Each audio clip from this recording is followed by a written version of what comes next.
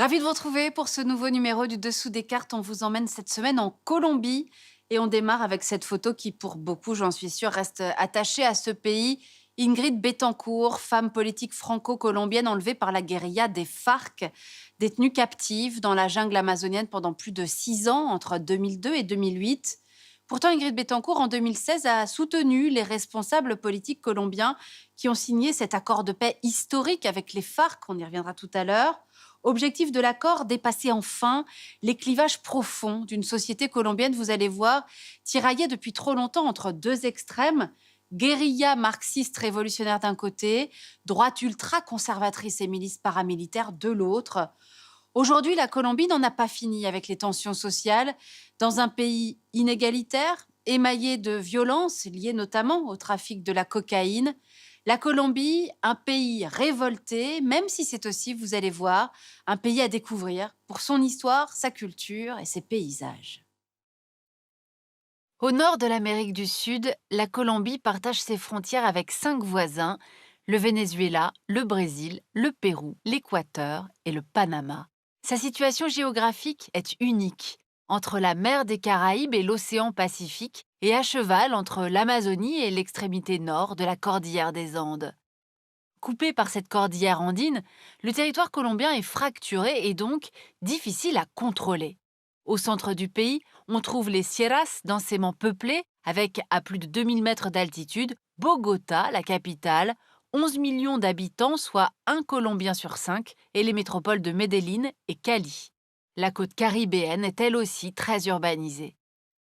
Mais de part et d'autre, la côte pacifique à l'ouest et les vastes plaines de l'est du pays, on trouve des régions en marge, délaissées par l'État central. À ces coupures de la géographie viennent se superposer les ruptures d'une histoire mouvementée sur laquelle il nous faut revenir pour commencer. Majoritairement catholiques, les 50 millions de Colombiens forment un peuple métissé. Ils descendent des conquérants espagnols, des esclaves africains et des peuples indigènes. Avant la colonisation espagnole, la région abritait en effet plusieurs civilisations autochtones appelées cultures dorées, en référence à leur parfaite maîtrise du travail de l'or. Ces sociétés animistes et cultivées vont être anéanties par les Européens à partir du XVIe siècle. Les conquistadors espagnols, qui ont d'abord abordé la terre ferme, vont alors s'enfoncer à la recherche de l'Eldorado, le mythique pays de l'or, dont cette terre colombienne regorge. En 1533, Pedro de Heredia fonde Carthagène des Indes.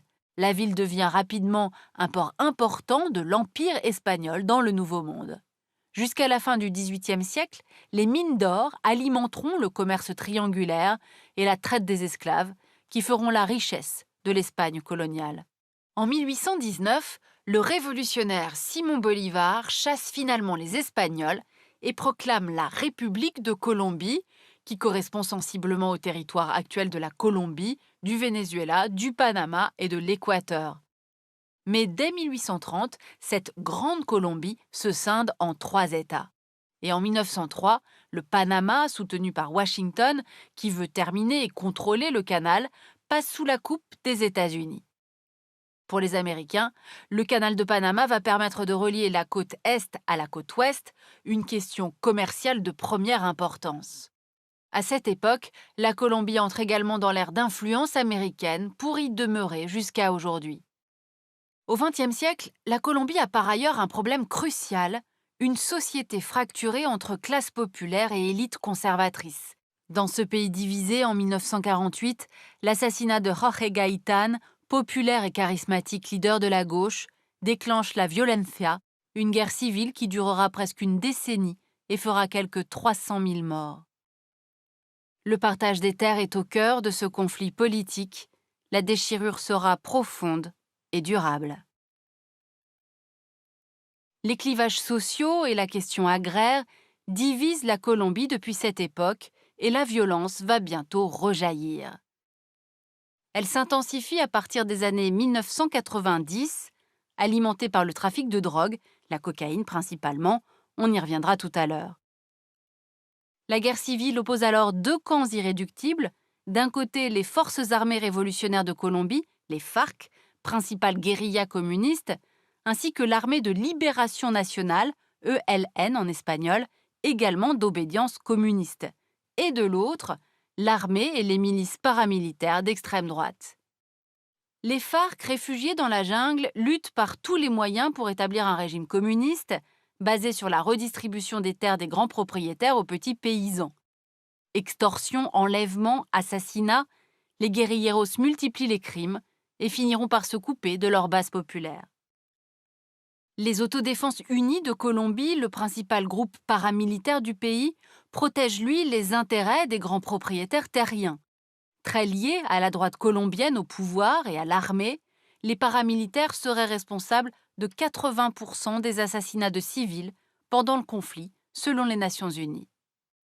Entre 2002 et 2010, le président de droite, Álvaro Uribe, renforce les moyens de l'armée contre les FARC. Ses succès militaires sont entachés par le scandale des faux positifs, des civils assassinés par les militaires puis déguisés en guérilleros pour truquer les statistiques. Très pro-américain, Uribe est l'ennemi juré de son voisin, le président du Venezuela, Hugo Chávez, et les relations diplomatiques entre les deux pays sont tendues. Son successeur, l'ancien ministre de la Défense, Juan Manuel Santos, va rompre avec cette ligne politique et en novembre 2016, il signe un accord de paix historique avec les FARC qui lui vaut le prix Nobel de la paix. Après plus d'un demi-siècle, le conflit armé aura fait plus de 260 000 morts, 120 000 disparus et 6 millions de déplacés. L'accord prévoit le désarmement des combattants et la mise en place d'une justice réparatrice. La tâche pour les Colombiens est immense. Alors 5 ans plus tard, où en est la Colombie? Eh bien, l'accord de paix se met lentement en place. Les FARC sont devenus un petit parti politique et certains de leurs leaders ont été jugés et condamnés. Pourtant, une partie des guérilleros et des paramilitaires n'ont toujours pas désarmé et la violence est encore bien présente. Riche mais très inégalitaire, le pays semble en fait aujourd'hui hésiter entre vieux démons et renouveau. Et pourtant, la Colombie est riche, de son pétrole et de son charbon tout d'abord. Elle produit toujours cet or dont on a parlé tout à l'heure, et aussi les plus belles émeraudes du monde. Ces richesses énergétiques et minières sont exportées, notamment vers les États-Unis, premier partenaire commercial de la Colombie et fidèle allié diplomatique. La Colombie est aussi riche de son patrimoine. Depuis les accords de paix, les touristes sont de plus en plus nombreux, par exemple à Carthagène, célèbre pour son port et ses forteresses, classées au patrimoine mondial de l'UNESCO. Les parcs nationaux sont aussi à nouveau ouverts et l'écotourisme se développe désormais dans la jungle avec une biodiversité unique au monde. Ainsi, le pays compte le plus grand nombre d'espèces d'oiseaux de la planète. Et puis la Colombie exporte des bananes, des fleurs coupées et un café réputé pour ses arômes.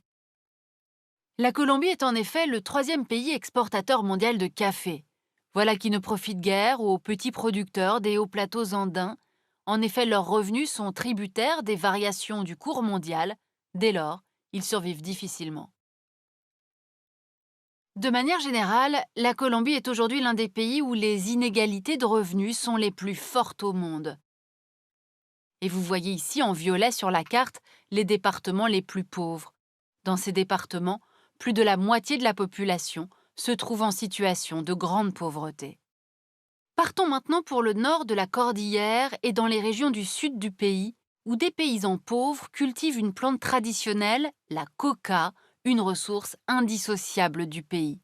Les feuilles de coca sont transformées en cocaïne dans des laboratoires clandestins. La Colombie est le premier producteur mondial de cette drogue et cette production ne cesse d'augmenter. Elle représente environ 70% de la cocaïne vendue dans le monde. Produit mondialisé, la cocaïne est acheminée par la route via l'Amérique centrale ou par bateau vers les États-Unis, principaux consommateurs, et par voie maritime également vers l'Europe, le 2e marché des fournisseurs colombiens. Acheté autour de 1 500 $ en Colombie, le kilo de poudre blanche atteint 28 000 $ aux États-Unis et plus de 40 000 $ en Europe. Les narcotrafiquants contrôlent entièrement ce business, de la culture à l'export. Ils sont organisés en cartels, comme celui du célèbre Pablo Escobar, qui a connu son apogée dans les années 80 et a été depuis remplacé. Les paysans, eux, ne récoltent que les miettes et n'ont souvent pas de culture de substitution. Oubliés eux aussi par l'État central, les autochtones sont aujourd'hui environ 2 millions. Une partie vit à l'écart, dans des réserves que vous voyez ici sur la carte. Ces peuples se battent au péril de leur vie pour leurs terres et leurs forêts ancestrales, accaparées pour l'exploitation de la coca, du cannabis, de la canne à sucre et du bois, sans oublier de méga projets d'exploitation minière, de l'or, à la fois ressource et malédiction du pays. Voilà pour ce voyage dans cette Colombie séduisante et violente à la fois, pays révolté qui s'est de nouveau mis en mouvement au printemps 2021 avec des milliers de manifestants pour protester contre le gouvernement de droite du président Ivan Duque et sa réforme fiscale. La réforme a été retirée, mais la mobilisation a continué. Au-delà des questions fiscales, les manifestants réclamaient une politique plus sociale, notamment l'accès à une éducation gratuite pour tous, dénonçant aussi la violence systémique des forces de l'ordre. Bref, on l'aura compris, après 6 décennies de guerre civile et malgré l'accord avec les FARC, le peuple colombien est encore loin d'avoir trouvé la paix. Pour aller plus loin, le livre d'Anne Proenza, journaliste française qui vit en Colombie, d'où elle suit l'actualité pour plusieurs journaux et qui nous fait visiter la Colombie de l'intérieur. Et puis cet ouvrage de Cédric Ruther qui nous rappelle que la Colombie ne se résume pas à Pablo Escobar et à Ingrid Betancourt, il nous en fait découvrir d'autres aspects. Ainsi s'achève ce nouveau numéro du Dessous des cartes. Rendez-vous bien sûr la semaine prochaine, même endroit, même heure. Et d'ici là, n'oubliez pas notre site internet arte.tv. À bientôt.